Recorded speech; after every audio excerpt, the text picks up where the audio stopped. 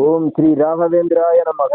புத்திசாலித்தனம் கொண்ட மிதுன ராசிக்காரர்களே, உங்களுக்கு இந்த செப்டம்பர் மாதத்துல உங்க ராசிநாதன் 3ஆம் பாவத்திலிருந்து மாசத்துல செப்டம்பர் 7ஆம் தேதியே சுகஸ்தானத்துக்கு போய் உச்ச நிலை பெறுகின்றார். இதனால சொகுசா இருக்க போறீங்க, பயப்படவே வேண்டியதில்லை.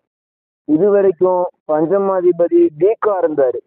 அவரும் ஃபர்ஸ்ட் வீக் செப்டம்பர் 2ஆம் தேதியே தன்னுடைய ஆட்சி வீட்டுக்கு போய் பலம் பெறுவதனால முன்னேற்றம் என்பது இந்த செப்டம்பர் மாசம் நீங்க பார்க்கலாம். ரொம்ப சோம்பலாகவும் நினைச்சதெல்லாம் நடக்காம இருக்குது அப்படின்னு நீங்க நினைச்சுக்கிட்டு இருந்த நிறைய மிதுன ராசிக்காரங்களுக்கு இந்த மாசம் நிறைய ஃபேவரான ஒரு விஷயங்கள்லாம் காத்திருக்குங்க.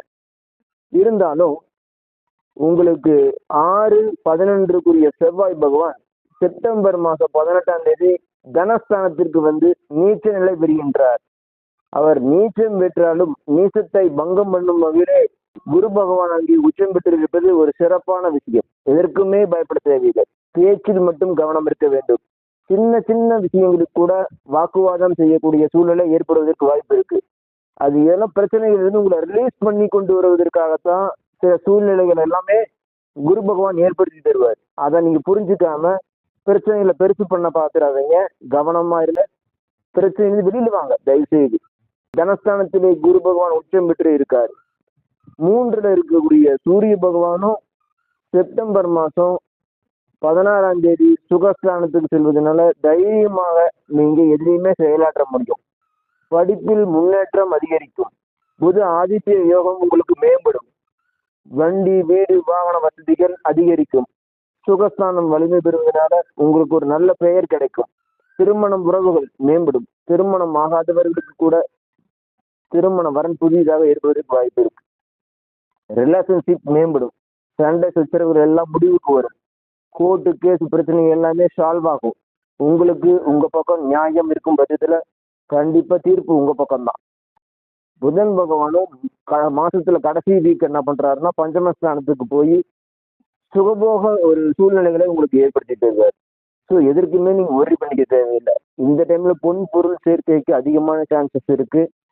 சில தசாபுத்தி சரியில்லாதவங்களுக்கு மட்டும் சில பஞ்சாயத்துக்கள் உங்க குடும்பத்தில் ஏற்படுவதற்கும் வழக்குகள் மூலமாக தீர்வு காணுவதற்கும் சூழ்நிலைகள் ஏற்படும். கவனமாக இருங்க. செப்டம்பர் 21, 22, 23 ஆகிய 3 நாட்கள் சந்திராஷ்டமும். அந்த 3 நாட்களும் இரவு நேரத்துல கவனமா இருக்க. பயணம் அதிகமா பண்ண வேண்டாம். பகல் நேரத்திலேயே அதிகமா பயணம் பண்ணுங்க. குழம்பிக்க வேண்டாம். எதற்கும் குழம்பாம ரிலாக்ஸா இருங்க. முயற்சிகள்லாம் தடை பண்ற வகையிலேயே கேது பகவான் 3ல இருக்காது. அதை சரி பண்ணும் உங்க ராசிநாதனும் 3க்குரியவனும் ஒரு நல்ல ஒரு நுணுக்கமான ஒரு சூழ்நிலையில புத்திசாலித்தனத்தையும் உங்களுக்கு கொடுப்பாங்க. செவ்வாய் பகவான் 2ல குருவுடன் சேர்ந்து சஞ்சாரம் பண்றதுனால அவசரப்பட்டு செயல்படும் தன்மை, அவசரப்பட்டு உத்தரவாதம் யாருக்கும் போய் கொடுத்துடாதீங்க.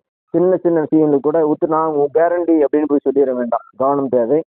10ல் இருக்கிற சனி பகவான் 4ஆம் வீட்டை பார்க்கறதும் 7ஆம் வீட்டை பார்க்கறதும் உங்களுடைய வாழ்க்கை துணைவருக்கும் உங்களுடைய தாயாருக்கும் சில ஹெல்த் இஷ்யூ ஏற்பட்டிருக்கலாம்.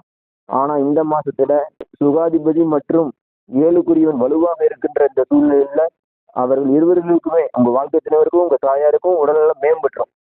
மொத்தத்துல செப்டம்பர் மாசம் ஒரு வரப்பிரசாதம் என்றே சொல்லலாம். நீங்க உங்க ராசியில ஃபர்ஸ்ட் ஒரு 17 நாட்கள் செவ்வாய் பகவான் இருக்கிறது மட்டும் வேகத்தை அதிகப்படுத்துவாரு, கோபத்தை அதிகப்படுத்துவாரு, வளர்ச்சியையும் கொடுப்பாரு. இது எல்லாமே நீங்க டேக்கிள் பண்ணி சமநிலைப்படுத்தி வருவதற்கு நீங்க தயாராக இருங்க. அது மட்டும் போதும். நல்லதே நடக்கும்.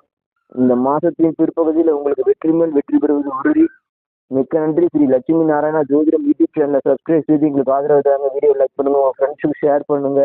பொன் பொருள் சேர்க்கையுடன் சுகபோகத்தை அனுபவிக்கும் வகையில நண்பர்களுடைய ஆதரவும் சொந்தக்காரங்களுடைய ஆதரவும் மொத்தத்துல ஒரு அங்கீகாரமும் செப்டம்பர் மாசம் மிதுன ராசிக்காரங்களுக்கு கிடைச்சே தீரும். நல்லதே உங்களுக்கு நடக்கும். மிக்க நன்றி. வாழ்க வளமுடன்.